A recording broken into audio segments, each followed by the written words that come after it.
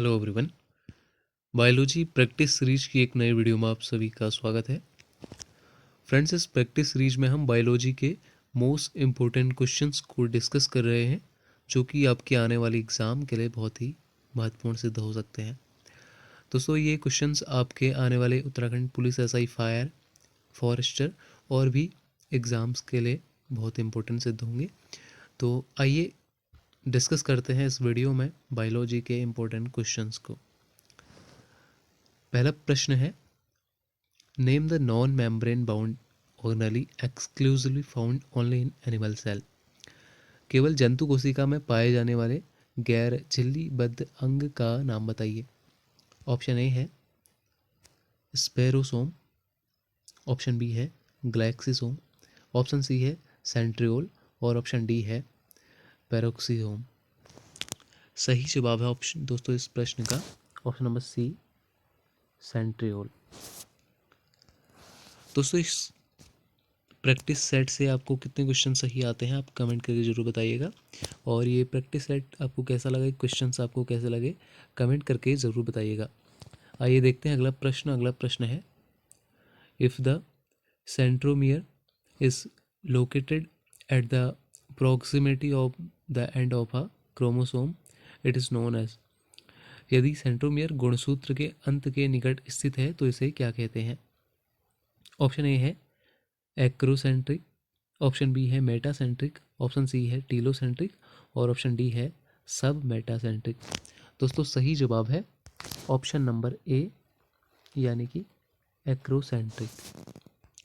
आइए देखते हैं अगला प्रश्न।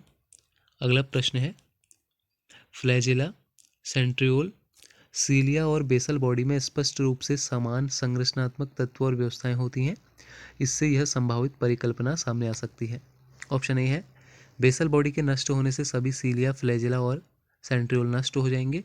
ऑप्शन बी है इनमें से किसी एक प्रकार की संरचना में व्यवधान आने से अन्य सभी संरचनाएं भी अवश्य ही बाधित होंगी। ऑप्शन सी है गतिशीलता के लिए प्राकृतिक चयन को वृत्ताकार पैटर्न में सूक्ष्म नलिका सरण्यों का चयन करना चाहिए। और ऑप्शन डी है डायनिन जैसे मोटर प्रोटीन का विकास इन 4 प्रकार की संरचनाओं से पहले हुआ होगा। तो दोस्तों, सही जवाब है यहाँ पर ऑप्शन सी, गतिशीलता के लिए प्राकृतिक चयन को वर्गाकार पैटर्न में सूक्ष्म नलिका सारण्यों का चयन करना चाहिए। ऑप्शन नंबर सी इसका सही जवाब है, option number C.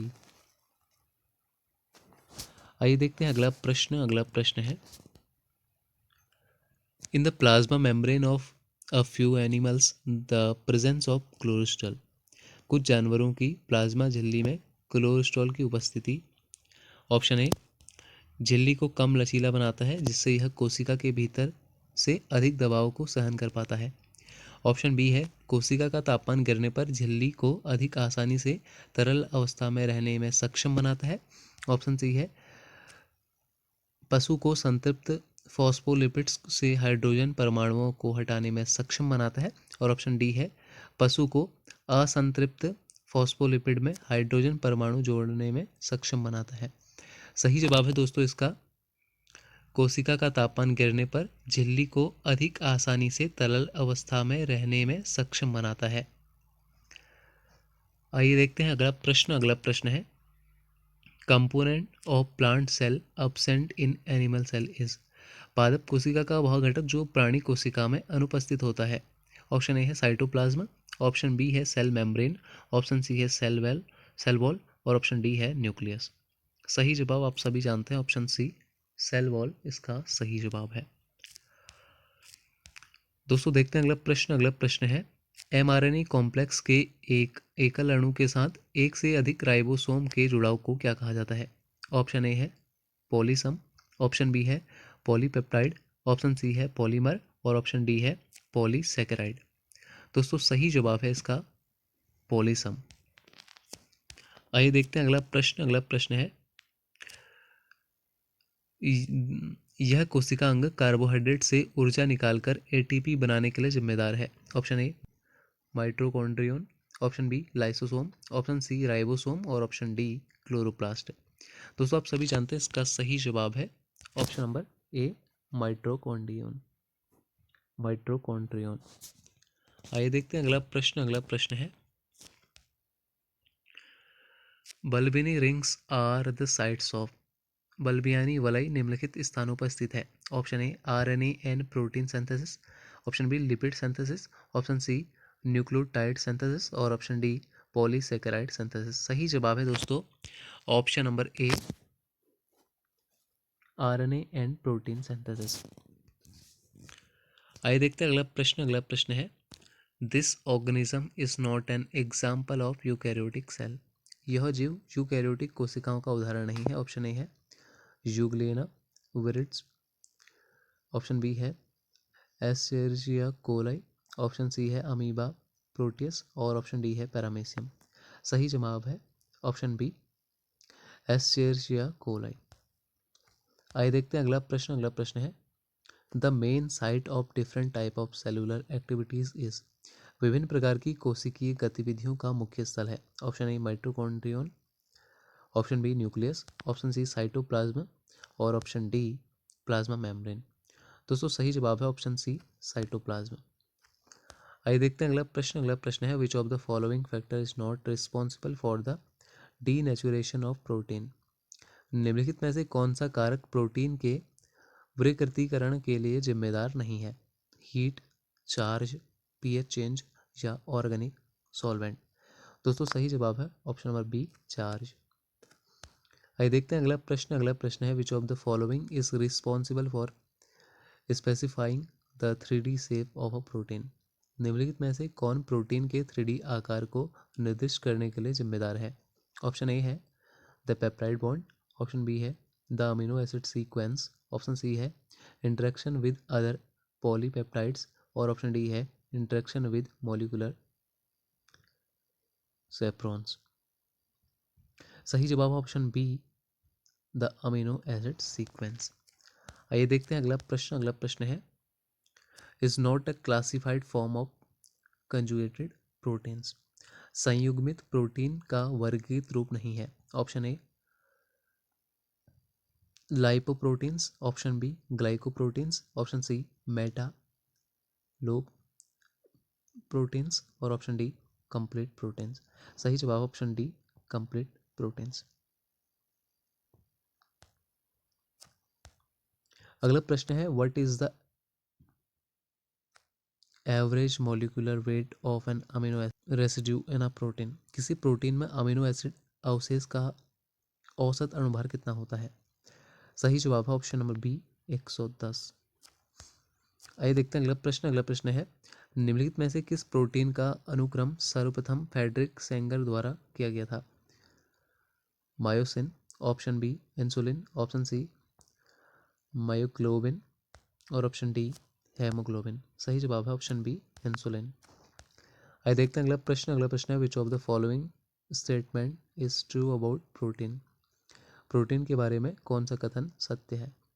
Option A है protein are made up of amino acid, option B proteins are essential for the development of skin, teeth and bones, option C है protein is the only nutrient that can build, repair and maintain body tissues और option D है all of the above. तो आप सभी जानते हैं option D all of the above इसका सही जवाब है। अगला प्रश्न है, how many amino acid make up a protein, एक प्रोटीन कितने अमीनो एसिड से मिलकर बना होता है। ऑप्शन ए है 10, ऑप्शन बी है 20, ऑप्शन सी है 30 और ऑप्शन डी है 50। सही जवाब है option number B, 20 amino acid. आइए देखते हैं अगला प्रश्न है, what is a bound between amino acid called, अमीनो एसिड के बीच के बंधन को क्या कहते हैं। Ionic bond, option B acidic bond, option C peptide bond और ऑप्शन डी हाइड्रोजन बॉन्ड। सही जवाब है ऑप्शन सी, पेप्टाइड बॉन्ड। आइए देखते हैं अगला प्रश्न है, which of the following statement is true about proteins, protein के बारे में कौन सा कथन सत्य है। Option A protein are polymers of glucose, option B proteins are polymer of amino acid, option C proteins are polymers of peptide bonds, proteins are polymers of disulphide bridges. सही जवाब option B, proteins are polymer of amino acid. आइए देखते हैं अगला प्रश्न। अगला प्रश्न है which of the following food product are high in protein content. निम्नलिखित में से कौन से खाद्य उत्पाद में प्रोटीन की मात्रा अधिक है? Tofu and eggs, option B grains and legumes, option C milk and milk product, और option D all of the above. Option D all of the above यहाँ पर इसका सही जवाब है। आइए देखते हैं अगला प्रश्न। अगला प्रश्न है which of the following statement is true about the complete proteins. पूर्ण प्रोटीन के बारे में कौन सा कथन सत्य है? ऑप्शन ए उच्च प्रोटीन वाले खाद्य पदार्थ जो शरीर के वजन को स्थिर रखते हैं। ऑप्शन बी ऐसा भोजन जिसमें वसा और प्रोटीन की संतुलित मात्रा हो। ऑप्शन सी ऐसे खाद्य पदार्थ जो शरीर को आवश्यक सभी अमीनो एसिड प्रदान करते हैं। और option D all of the above. तो यहाँ पर इस प्रश्न का सही जवाब है option D all of the above. आइए देखते हैं अगला प्रश्न। अगला प्रश्न है which of the following techniques is used to determine the protein structures. Protein संरचना निर्धारित करने के लिए किस तकनीक का उपयोग किया जाता है? ऑप्शन ए है X ray crystallography, option B cryptonics X ray दृष्टि विजन, और option C magnetic resonance imaging, और option D none of the above. सही जवाब है दोस्तों यहाँ पर option number A X ray crystallography. आइए देखते हैं अगला प्रश्न। अगला प्रश्न है which of the following disorders is caused by the deficiency of protein. निम्नलिखित में से कौन सा विकार प्रोटीन की कमी के कारण होता है? Weight loss, option B muscle fatigue, option C loss in muscle strength, और option D all of the above. सही जवाब option D all of the above. आइए देखते हैं अगला प्रश्न। अगला प्रश्न है which of the following cell organelle is involved in process of protein synthesis. कौन सा कोशिकांग प्रोटीन संश्लेषण की प्रक्रिया में शामिल है? Option A vesicles, option B ribosome, option C synchrotrons, और ऑप्शन डी माइटोकॉन्ड्रिया। सही जवाब ऑप्शन बी राइबोसोम्स। अगला प्रश्न है which of the following is not a function of protein. कौन प्रोटीन का कार्य नहीं है? Option A help in digesting food, option B carries genetic information, option C fight against the invading pathogens, और option D help in transporting oxygen in the blood. सही जवाब है option B carries genetic information. Protein जो है information carry नहीं करता है, वो डीएनए करता है, आप सभी जानते हैं। तो यहाँ पर सही जवाब है ऑप्शन बी। आइए देखते हैं अगला प्रश्न। अगला प्रश्न है which of the following biomolecules simply refers as a staff of life. किस जैव अणु को केवल जीवन का आधार कहा जाता है? लिपिड्स, प्रोटीन, विटामिन या कार्बोहाइड्रेट। तो सही जवाब ऑप्शन डी कार्बोहाइड्रेट्स।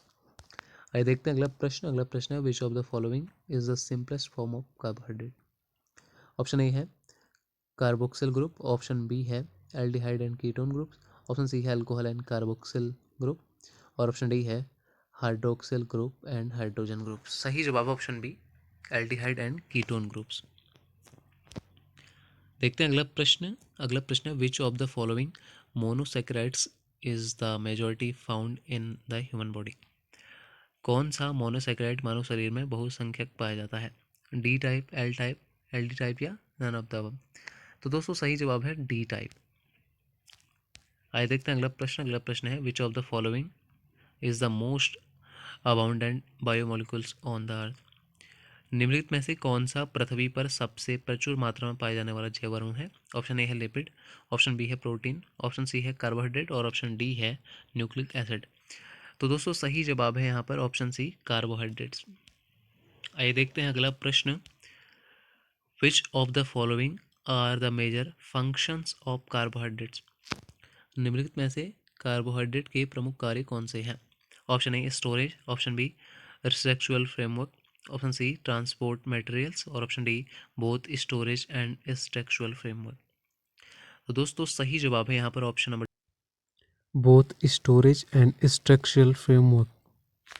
तो दोस्तों इस वीडियो में इतना ही। आशा करते हैं वीडियो आपको पसंद आई होगी। वीडियो पसंद आई तो वीडियो को लाइक कीजिए, चैनल पे नए हैं तो सब्सक्राइब कीजिए। मिलते हैं एक नई वीडियो में। धन्यवाद।